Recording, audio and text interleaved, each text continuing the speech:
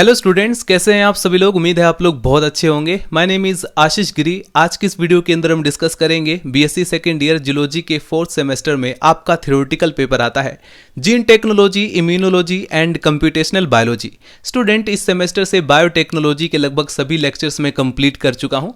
पिछली वीडियो के अंदर हमने डिस्कस किया था मेथड्स ऑफ जीन ट्रांसफर का पार्ट वन के अंदर हमने जाना किसी भी सेल के अंदर, चाहे वो प्लांट सेल हो या एनिमल सेल हो, कैसे हम उसके अंदर जीन को ट्रांसफर करते हैं, जिसमें हमने दो मेथड जाने। पहला है डायरेक्ट मेथड, जिसे हम वेक्टरलेस मेथड भी बोलते हैं। दूसरा है इनडायरेक्ट मेथड, जिसे हम वेक्टर मीडिएटेड मेथड भी बोलते हैं। तो ये जो हमारा डायरेक्ट मेथड होता है, इसे फर्दर दो पार्ट में डिवाइड किया गया है। एक है फिजिकल मेथड और एक है केमिकल मेथड।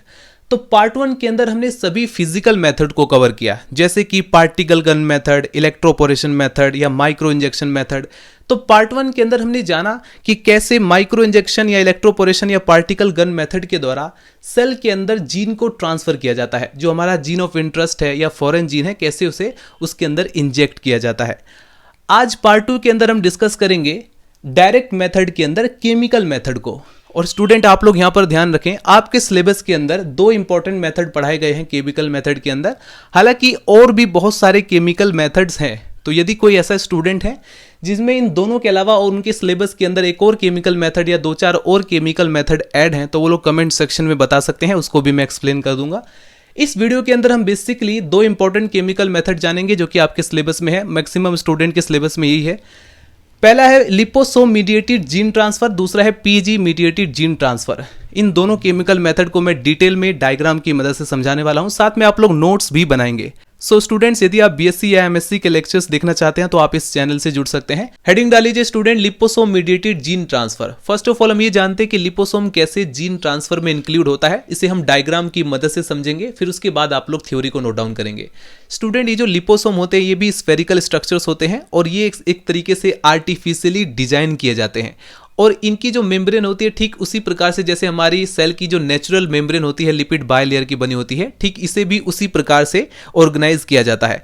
अब यहां पर आपको ध्यान रखना है, जिस समय लिपोसोम को हम एक्वस मीडियम में आर्टिफिशियली डिजाइन करते हैं, तो उसी में जो हमारा फॉरेन डीएनए होता है, जो हमारा जीन ऑफ इंटरेस्ट है, उसको उसी में हम जो है मिक्स कर लेते हैं। मिक्स करने के बाद स्टूडेंट अब हम इसे बोलेंगे लिपोप्लेक्स। जैसा कि आप लोग डायग्राम में देखेंगे, वो हमारा लिपिड सॉल्यूशन है। डायग्राम में भी आप लोग देखेंगे लिपिड की बाइलेयर दिखाई गई है। दूसरी तरफ हमारा फॉरेन डीएनए है, यानी जीन ऑफ इंटरेस्ट है, जिसे हम किसी भी सेल के अंदर, चाहे वो प्लांट सेल हो या एनिमल हो, उसके न्यूक्लियस या उसके जीनोम के अंदर उसे हम इनकॉर्पोरेट करना चाहते हैं। तो वही डीएनए हम ले लेंगे और साथ में इनको मिक्स कर लेंगे एक्वस मीडियम में। तब ये जो बनेगा हमारा स्फेरिकल स्ट्रक्चर, इसके अंदर हमारा डीएनए भी प्रेजेंट रहेगा। अब हम इसे बोलेंगे लिपोप्लेक्स। यहां पर आप लोग देख सकते हैं जो सेकंड डायग्राम दिखाया गया है, DNA encapsulated inside the liposome.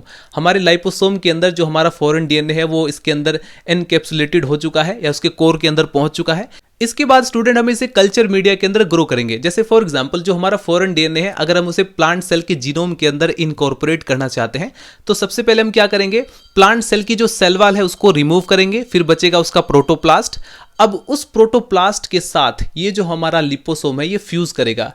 Fuse करने के बाद स्टूडेंट जो हमारा डीएनए है जो इसके अंदर लिपोसोम के अंदर प्रेजेंट था, वो इसके न्यूक्लियस के साथ जाकर के मिल जाएगा। ध्यान से देखेंगे डायग्राम के अंदर लिखा गया है DNA enter in the cell. इस प्रकार से डीएनए जो है वो एंटर करता है और फाइनली जो है प्लांट की जो न्यूक्लियस है उसके साथ इनकॉर्पोरेट हो जाता है। राइट, इस प्रकार से भी स्टूडेंट हम फॉरेन डीएनए को प्लांट सेल के अंदर इंजेक्ट कर सकते हैं। तो अभी आप लोग यहां पर थ्योरी को नोट डाउन करेंगे। Liposome are artificially created vesicles containing a phospholipid membrane. ये जो हमारी लिपोसोम्स होती है ये आर्टिफिशियली क्रिएट की गई वेसाइकल्स होती है जिसमें फॉस्फोलिपिड मेम्ब्रेन प्रेजेंट रहती है। राइट, और ये जो फॉस्फोलिपिड मेम्ब्रेन है ठीक उसी प्रकार से डिजाइन की गई है जैसे कि हमारी नेचुरल मेम्ब्रेन में होता है। They are successfully used in mammalian cell for the delivery of protein, drugs, etc. ये जो है मेमेलियन सेल के अंदर प्रोटीन और ड्रग की डिलीवरी के लिए इसे सक्सेसफुली यूज किया गया है। Liposomes carrying gene can be employed to fuse with protoplasm and transfer of the gene. The wall of liposome consists of continuous lipid bilayer organized in same manner as that of the bilayer of natural membrane. जैसी हमारी natural membrane होती है ठीक उसी प्रकार से इसको भी ऑर्गेनाइज या डिजाइन किया गया है। If liposome is constructed in liquid medium containing A gene of interest, यानी जो हमारा फॉरेन डीएनए है वो उसके अंदर प्रेजेंट है, then some of the gene trapped into the core, यानी कुछ जीन इसके कोर में जाकर ट्रैप हो जाता है। ठीक है, उसके बाद लिखेंगे डीएनए डीएनए लोडेड लिपोसोम, यानी जो हमारा लिपोसोम है जिसमें डीएनए लोड हो चुका है, when added to plant cell, जब इसे प्लांट सेल के अंदर ऐड करेंगे और बेसिकली प्लांट सेल के प्रोटोप्लास्ट के साथ ऐड करेंगे, it get fuse with plant cell membrane and finally foreign gene get incorporated in the plant genome, right. आगे नोट डाउन करेंगे स्टूडेंट इसके एडवांटेजेस के बारे में, यानी ये जो लिपोसोम मीडिएटेड जीन ट्रांसफर है इसके क्या क्या एडवांटेजेस है, क्या क्या फायदा है। So number first, being present in an encapsulated form of liposomes, DNA is protected from environmental insults and damage. Liposomes के अंदर encapsulate होने की वजह से जो हमारा DNA है वो डैमेज होने से बच जाता है। इसके बाद number second, long term stability मिलती है, protection of nucleic acid from degradation, यानी जो हमारा न्यूक्लिक एसिड होता है वो डिग्रेडेशन से बच जाता है। लिमिटेशन की बात करें स्टूडेंट तो हेडिंग डालीजिए लिमिटेशन ऑफ लिपोसोम फ्यूजन। यहां पर आपको नोट डाउन करना है the major problem with liposome mediated transformation. यहां पर प्रॉब्लम की स्पेलिंग थोड़ा ठीक कर लेना। The major problem with liposome mediated transformation is difficulty associated with the regeneration of plant from transformed protoplast. ये जो हमारा स्टूडेंट ट्रांसफॉर्म प्रोटोप्लास्ट होता है उससे प्लांट के रीजनरेशन में डिफिकल्टी आती है, राइट। नंबर सेकंड हेडिंग डालीजिए student PEG mediated gene transfer. ये भी जीन ट्रांसफर का एक मोस्ट इंपॉर्टेंट मेथड है, कई बार 2 नंबर में शॉर्ट क्वेश्चन में भी पूछा गया है, तो इसके बारे में लिखेंगे student polyethylene glycol PEG in the presence of divalent cations. Divalent cations का जैसे एग्जांपल है कैल्शियम 2+, ये क्या है, एक तरीके से कटायंस है जिस पर पॉजिटिव चार्ज होते हैं और ये डाइवेलेंट कटायंस का एग्जांपल है। तो ये जो हमारा पॉलीथाइलिन ग्लाइकोल है in the presence of divalent cation destabilise the plasma membrane of protoplast. ये प्रोटोप्लास्ट के जो प्लाज्मा मेम्ब्रेन है उसको डीस्टेबलाइज कर देता है and render it the permeable to naked DNA, और इसे जो है जो हमारा नेकेड डीएनए है उसके लिए परमिएबल बना देता है। यानी कि अब क्या होगा, जो हमारा फॉरेन डीएनए होगा वो आसानी से प्लाज्मा मेम्ब्रेन से पार हो पाएगा, परमिएबल बना दिया इसने। इसी की वजह से जो हमारा नेकेड डीएनए है वो सेल के अंदर एंटर कर जाएगा। In this way the DNA enters the nucleus of the protoplast, यानी इसमें क्या होता है जो हमारा डीएनए होगा वो एंटर कर जाएगा प्रोटोप्लास्ट के न्यूक्लियस से and get integrated with the genome, और इसके जीनोम से इंटीग्रेट हो जाएगा। तो ये भी काफ़ी ज़्यादा इंपॉर्टेंट और काफ़ी इजी मेथड है जिसके द्वारा जीन को ट्रांसफर किया जाता है। अगर हम इसके एडवांटेजेस के बारे में बात करें, a large number of protoplast can be simultaneously transformed. Transformed उसे कहा जाता है स्टूडेंट, अगर मैं आपसे पूछूं कि एक ऐसी सेल जो कि ट्रांसफॉर्म्ड है और एक ऐसी सेल जो कि नॉन ट्रांसफॉर्म्ड है, तो इन दोनों में अंतर क्या है। तो ट्रांसफॉर्म्ड सेल उसे आप कहेंगे जिसके अंदर हमारा फॉरेन डीएनए इंजेक्ट हो चुका है।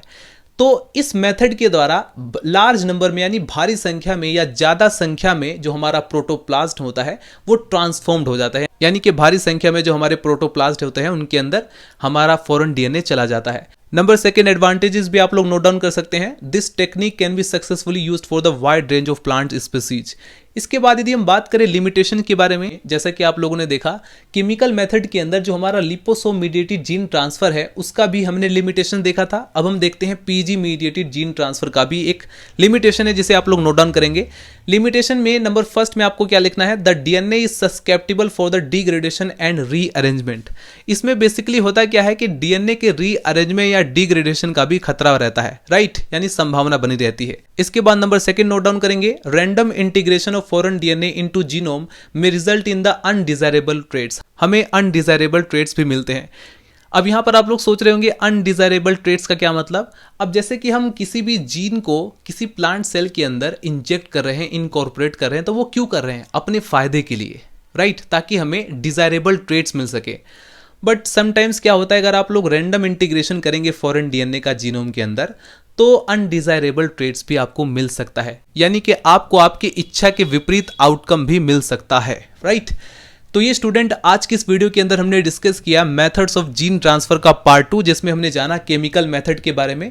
और केमिकल मेथड के अंदर हमने 2 मेथड को डिस्कस किया, लिपोसोम मीडिएटेड जीन ट्रांसफर, दूसरा है पीजी मीडिएटेड जीन ट्रांसफर।